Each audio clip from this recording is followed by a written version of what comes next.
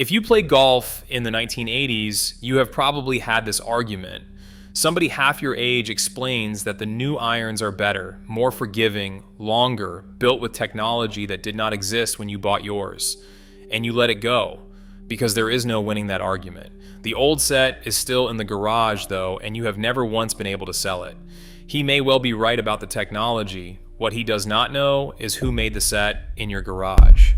In Melrose Park, Illinois, there was a room where 24 men stood at grinding wheels and shaped wedges by hand, one at a time. The wedges Tom Watson played came off that floor. No machine did the part that mattered. Just a man, a wheel, and 30 years of knowing exactly when to stop. Nobody wrote their names down, not one of them. Those men are gone. The room is gone. The building is gone. The clubs they made are still in garages all over this country, still perfectly capable of playing 18 holes, which is more than you can say for the company whose name is stamped on the back of them. It took one man, 30 days, and 2 signatures to do that. But he is not the man you are expecting, because 23 years before that bankruptcy, this company was bought by a toothpaste conglomerate, and you already know how that story is supposed to go. The men in suits arrive from corporate. The craftsmanship dies in a conference room, the name ends up on a rack at a discount store, and everyone who ever loved the product spends the next 30 years asking what happened. That is not what happened here. The toothpaste company made these men rich, taught them more about business than they had learned in 26 years, and then handed the whole company back to them for a fraction of what it had paid. So who did it? Hold that question, because the answer starts on a dairy farm in Worthington, Minnesota, with 4 brothers and a tool and die shop. Start with the farm. Floyd and Edith Hansberger raised their sons on a dairy farm outside Worthington, Minnesota. It was the kind of place where nothing got replaced and everything got fixed, and the 4 boys grew up with their hands inside machinery because that was the only way anything on the property kept running. Lyle, Bob, Al, and Jim. Their parents had almost nothing, and they insisted on one thing above everything else, which was that all 4 sons would get an education. Lyle took his to the Dunwoody Institute in Minneapolis and came out with an engineering degree. He spent the war working for IBM, and when the war ended, he took the whole of his life savings, which came to $500, and moved to Chicago to open a tool and die shop at 101 George Street. Remember that number. Chicago in the years after the war was the center of the American golf industry. Not California, not anywhere near it. Wilson was in Chicago, Northwestern was in Chicago. The company that would become Tommy Armour was up in Morton Grove. Golf clubs were made in the industrial Midwest by men in aprons standing at grinding wheels, and Lyle Hansberger had walked into the middle of it at exactly the right moment. Because club manufacturing in America had stopped completely during the war. Every factory that had been stamping iron heads had been turned over to something the government needed more. And the moment the war ended, millions of men came home wanting to play golf, and there was nothing on the shelves, and there was no machinery to make anything with.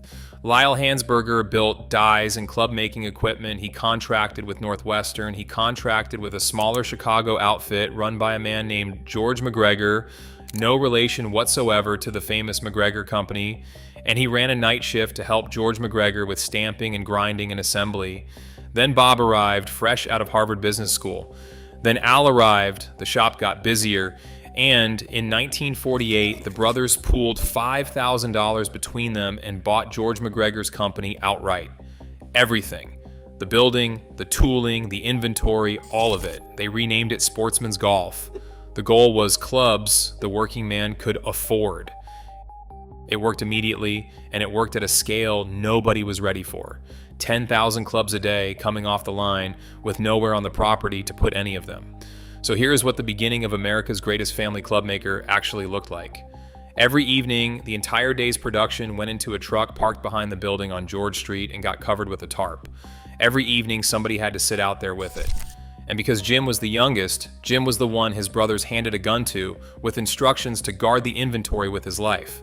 A rented building, a tarp, and a kid on a tailgate with a gun across his knees. By 1950, they had moved to a real building on Hubbard Street. By 1952, they were doing $1 million a year in sales, which for 4 farm kids 7 years out of the war is a genuinely staggering number. But the brothers had no interest in standing still, and this is the part of the story that gets forgotten. They went shopping. They bought the Bristol brand. They bought the Croydon brand, both at prices that were, by any reading, bargains. And now they had something clever. Sportsman's stayed the affordable retail line for the working man. Bristol and Croydon went upmarket and put the Hansburgers into the professional game in golf shops where the margins lived. One company, 3 brands, 3 different shelves in 3 different kinds of store. That worked well enough that they outgrew Hubbard Street too and moved out to a much larger facility in Melrose Park. Melrose Park is where the Hansburgers stopped being a manufacturing company and started being a golf company. By the late 1950s, they had struck a deal with a putter maker named George Lowe to manufacture Lowe's Wizard 600 under the Sportsman Bristol and Croydon names. If you do not know the Wizard, you know what it did. Jack Nicklaus won 15 of his 18 major championships with a Wizard in the bag. That is the sort of fact that ought to have made Ram famous, and never quite did. The brothers had also been putting the Ram name on golf balls, made under contract at a plant up in Bay City, Michigan, and in 1964 they decided to stop renting and simply bought the plant. The plant came with a research chemist named Terry Pocklington. You will not have heard of Terry Pocklington, you have played his work. Pocklington is regarded as the father of the Surlyn-covered golf ball, and when the Hansburgers picked up the Bay City operation and moved it south to Mississippi, with Lyle going along to run research and development and never coming back, Pocklington went with it. And in Mississippi, he developed and patented the Ram 3D, the first commercially marketed Surlyn ball in the history of the game. They called the cover material Ram Lawn. Understand what that meant to a golfer in 1965. The ball the professionals played was balata, and balata would cut open if you looked at it wrong. A thin iron shot, a cart path, and the ball was finished. Working men bought a sleeve and hoped to get through the round. The Ram 3D did not cut. It went a long way, it did not cut, and it was priced for people who worked for a living, which was exactly the promise the brothers had made when they started. It sold enormously. And in 1967, the brothers folded everything under one name and became the Ram Golf Corporation. Sportsman was retired, Bristol was retired, Croydon hung on a few more years as the retail line, carrying clubs named for Tommy Bolt and Doug Sanders and Gene Littler, and then in 1970 it was mothballed too, and everything went out under the Ram name. Ram held the exclusive rights to the Surlyn ball until 1970 when Spalding came out with its own version and called it Top Flight. Hold on to that name too, Spalding, it comes back. By the early 1970s, the 4 Hansburger brothers had a problem that had nothing to do with golf and everything to do with family businesses. They had hit the edge of what they knew. They were superb engineers, genuinely good at making things and at looking after the people who bought them. Al and Jim spent something like 30 to 40% of their working lives dealing directly with customers, which is an astonishing figure for men running a company that size. What they were not was financiers. They did not know how to take Ram further. Every dollar any of them had was tied up in the company, and they were all reaching middle age at once. What they needed was somebody with deep pockets who loved golf enough to write a very large check. What they got was Colgate Palmolive. The chairman of Colgate Palmolive was a man named David Foster, and David Foster was golf obsessed. Not casually, structurally. Foster had a theory that he could use the game, and specifically the women's game, to sell more toothpaste and more mouthwash and more dishwashing liquid and more laundry detergent. He had already gone out and bought Penfold over in Britain, and in 1974 he bought out the Hansburger brothers for $20 million in Colgate stock.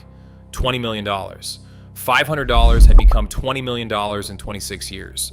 Lyle and Al and Jim all stayed on, but on short deals with an end date visible from the beginning. Al and Jim eventually left to start a golf club components business of their own. Lyle stayed south to run the ball plant in Mississippi.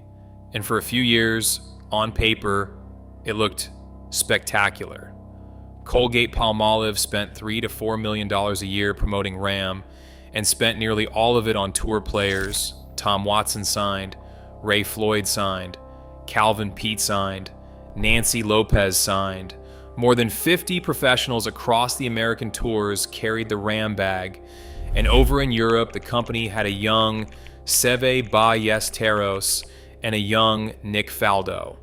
Colgate put its money behind the Penfold tournament in Britain and behind the Dinah Shore in Palm Springs, which was and is a major championship.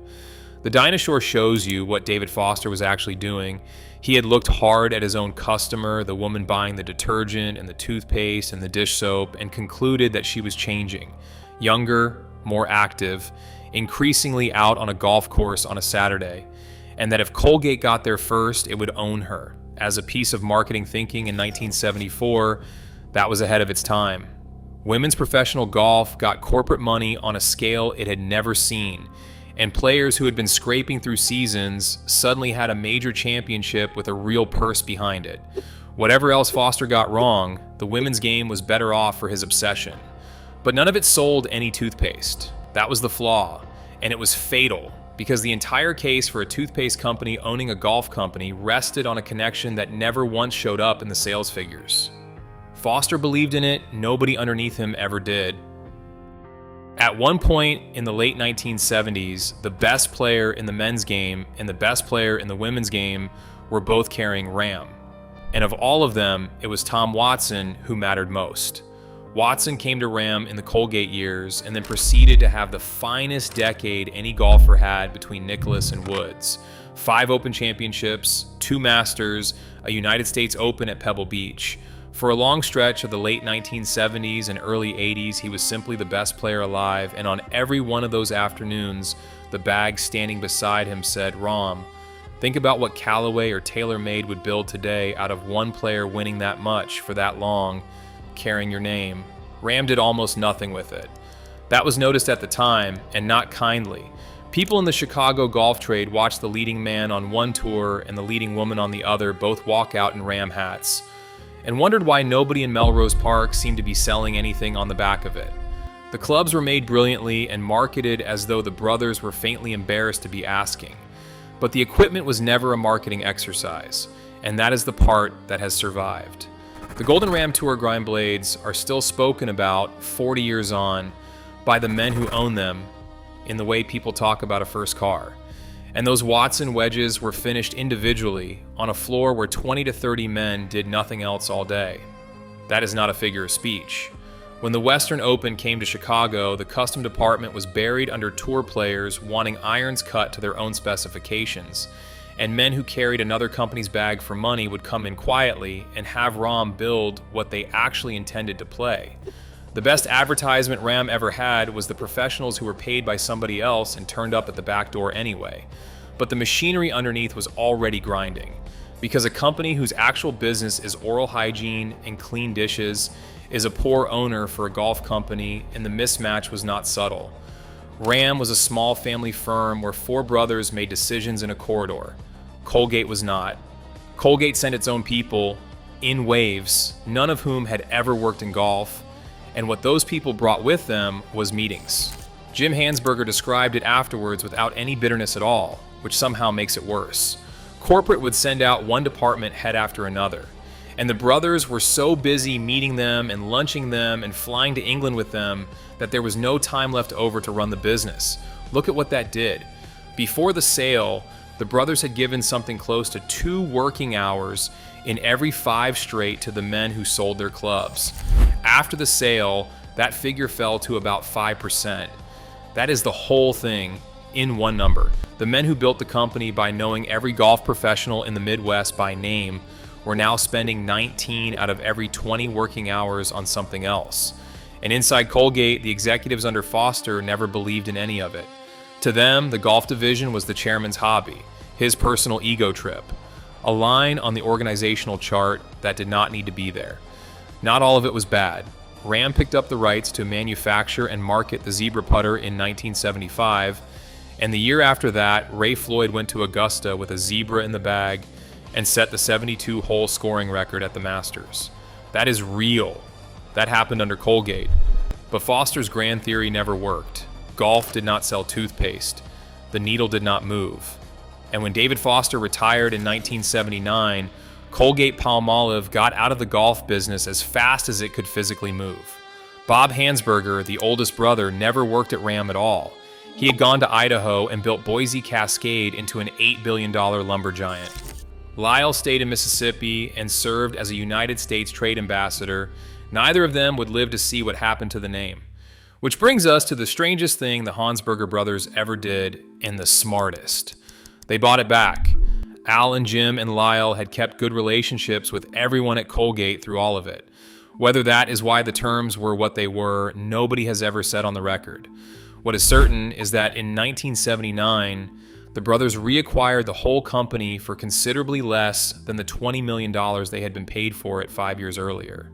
They sold high, they bought back low, and Jim Hansberger, asked about it later, said the company they got back was a different company from the one they had sold, and that the best business education the family ever received came during the Colgate years. Jim took over as chief executive, and he moved like a man who had been making a list. He cut the tour staff to the bone. 50-odd professionals became Watson and a handful of others because Jim had watched Colgate spend $4 million a year on endorsements and had concluded correctly that almost none of it came back. In 1980, he stopped licensing the zebra putter and bought it outright. Then he pointed the company at the thing it had always actually been good at, which was making clubs for people who cared how clubs were made. In 1982, Ram launched the first commercially successful line of frequency match clubs, built around Joe Brawley's precision shaft. Through the decade, the company poured itself into custom fitting and custom building, and at one point, Golf Magazine ranked Ram the #1 custom club maker in the business. Not one of the best, the best. Four brothers off a dairy farm had built the greatest family club maker in America, and they had done it twice. Once out of nothing, and once out of what a conglomerate handed back to them. Ram expanded into sportswear. In 1987, it bought a software company that wrote accounting systems for private country clubs. The 1990s were the decade golf stopped being a craft business and became a capital business, and Ram was standing directly in the path of it. The decade opened with Nick Faldo winning the Masters and Callaway selling $5 million worth of Big Berthas. It closed with Tiger Woods winning 3 majors in a row and Callaway approaching $1 billion in annual sales. In between, the entire industry changed hands. In 1996 alone, Acushnet bought Cobra for $700 million, and Zurn unloaded a struggling Lynx onto an investment group that would take it into bankruptcy within 2 years, and Spalding was sold to the investment firm Kohlberg Kravis Roberts for $1 billion. The year after that, Spalding bought Ben Hogan, Callaway bought Odyssey, Adidas bought TaylorMade, and Ram was still Ram, still in Melrose Park, still hand grinding. It is worth being precise about what was killing companies like Ram, because it was not that the clubs had stopped being good. The 1990s changed what a golf club cost to invent. Titanium arrived, oversized metal woods arrived. Bringing a driver to market meant casting, tooling, metallurgy, testing, and a research budget a family firm in Illinois could not have raised in a decade of trying. Then the advertising arms race started on top of it. Callaway was not outspending Ram. Callaway was operating in a different economy. A company built on hand-ground wedges and custom fitting was superbly equipped for a market that had ceased to exist. Every advantage the Hansbergers had spent 50 years accumulating, the grinders and the custom shop and the standing with every club professional in the Midwest, was an advantage in a business that was being quietly replaced by a different business. But the brothers did not misread any of it, and that is what separates Ram from nearly every other company whose ending we have sat through. In July of 1997, Ram's marketing vice president, a man named Jerry Fortis, told the Chicago Tribune that the company had survived 50 years by making high-quality products that made the game easier and more enjoyable, and that making whiz-bang high-tech products would be inconsistent with the company's image. The article was headlined, "Small is Beautiful." Whiz-bang high-tech products were, at that exact moment, the only thing anybody was buying. Here is the comparison that tells you everything. Spalding, a company Ram had beaten to market on the Sirlin ball by 6 years, sold for $1 billion in 1996. Ram sold the following year for $10 million. Here's what I find genuinely painful about this part of the story. The Hansbergers were not fools, and they were not blindsided. Read Jerry Fortis's quote again, and you can hear a company that knows precisely what is coming and has decided it would rather be itself than survive. They had spent 50 years making honest clubs for working people, and the market had moved somewhere they did not want to follow, and they chose to stop rather than become something else. 5 months after that newspaper article ran, the brothers cashed out for the last time. They were right to. Ram could not have lived in the world that was coming, but there is a difference between a company that closes and a company that gets taken apart afterwards, and everything that happened to the Ram name after 1997 was done to it by one man who bought it with borrowed money and did not know what he had. The Hansburgers ended a business. Rudy Slucker destroyed a name. Rudy Slucker had made so much money in the hardware business that he retired at 40. In 1996, by his own account, because he needed something to do, he bought a small, struggling putter company called Teardrop. And to be fair to the man, he turned it around. $800,000 of putters in the first year from a standing start. Then he got ambitious. In November of 1997, Slucker bought Tommy Armour, a company that had not turned a profit in years, for $25 million. 1 month later, in December, he bought the Ram Golf Club Company for $10 million in cash and stock. 30 days, 2 signatures, $35 million of other people's money. And one man in New Jersey now owned Tommy Armour and Ram, two of the oldest club-making names in the United States, neither of which he had any idea how to run. The golf ball side of Ram, the side Terry Pocklington had built, had already been sold off to TaylorMade 2 years earlier. Slucker was asked at the time about his ambitions, and what he said was that the question was whether he buys Nike or Nike buys him. He did not buy Nike. What he did instead was take Ram, a name that had spent 50 years on the bags of tour professionals and on the shelves of golf shops, and reposition it as a low-priced line for sporting goods stores and discounters. The company that had employed 30 men to hand-grind wedges became a value badge, and underneath it, the debt was compounding. Slucker had bought 2 loss-making companies inside 2 months using money he did not have. Teardrop filed for bankruptcy in December of 2000. It is worth sitting with what that bankruptcy actually did. Because Rudy Slucker did not only lose his own money, he had consolidated 3 companies into one facility in Morton Grove. Tommy Armour, Ram, and Teardrop all went into the same building, which meant that when the debt came due, the accumulated manufacturing knowledge of 2 of the oldest names in American club making walked out the door on the same afternoon. The grinders were not transferred anywhere. The custom department was not preserved. Those men had spent their working lives learning a trade that took decades to learn, and it ended as a line item in a filing. The trademark survived, and that is the cruelty of the whole thing. The one component of Ram with no craftsmanship in it whatsoever, the word itself, the logo, the registration, was the only component valuable enough that anybody wanted to go on buying it. That is where the Ram name stops being a company and starts being an asset. Over the next 4 years, it changed hands 3 more times. It ended up owned by Huffy, the bicycle company. Huffy filed for bankruptcy a few months after that, and Sports Authority picked the assets out of the wreckage, and Ram became the Sports Authority store brand, the cheapest clubs in the shop. And in July of 2016, Sports Authority itself went under, and Dick's bought the corpse, and with it came Ram, and Zebra, and Teardrop, and Tommy Armour. Within weeks, Dick's added McGregor and Lynx because Golfsmith had collapsed too. Dick's kept Tommy Armour as its house brand. It sold Lynx to a couple in England, and eventually it sold Ram, Zebra, Teardrop, and McGregor to an entrepreneur named Simon Millington, who is building them back up today with his 2 sons, which is at least an ending with a family in it. But the Ram that reached Simon Millington was a trademark. Everything underneath the name had been sold, split, liquidated, or thrown away decades before he got there. The brothers went one at a time. Bob died in 2008. Lyle, the engineer, the one who started all of it in a tool and die shop on George Street, died in 2009. The name went on to a discount rack 7 years after the second of them was buried. Al lived to 98. In 2018, on behalf of the whole family, he gave $1 million to the Kids Golf Foundation of Illinois, which has since put more than 250,000 children in front of a golf club. He died in October of 2022. Jim, the youngest, the one who sat on the tailgate with the gun, chaired Rahm from the buyback in 1979 until the sale in 1997.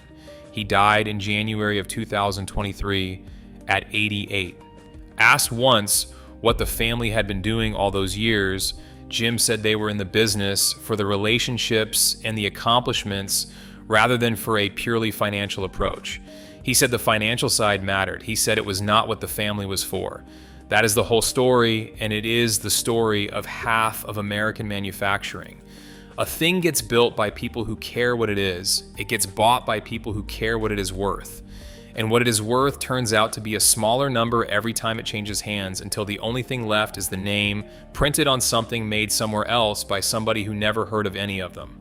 50 years of it, 4 brothers of it, and it took one man with a checkbook and a bad idea about Nike less than 3 years to turn all of it into a badge on a discount rack. $500 started it, $20 million bought it, $10 million ended it. And somewhere in a garage tonight, there is a set of golden ram blades with the chrome worn through in the middle of the faces, ground by hand in Melrose Park by a man whose name nobody wrote down, still perfectly capable of playing a round of golf. If one of those sets is yours, tell me which one and tell me the year you got it.